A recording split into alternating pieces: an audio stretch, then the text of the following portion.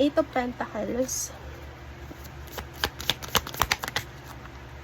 Nine of Cups.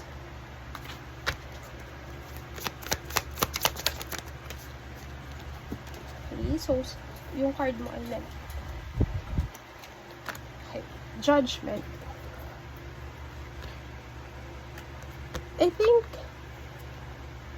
you're wishing to talk with this person again, or pwedeng you're wishing na mag-confess na siya sa'yo ng nararamdaman niya, or bumalik na siya. Something like that. And, ang sinasabi sa'yo dito, yung pinaka-energy na person mo is, meron talaga siyang feeling sa'yo. Kaya lang, hindi niya kasi yan masabi or may out directly.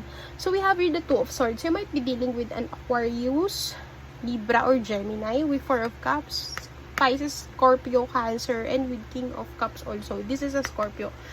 So,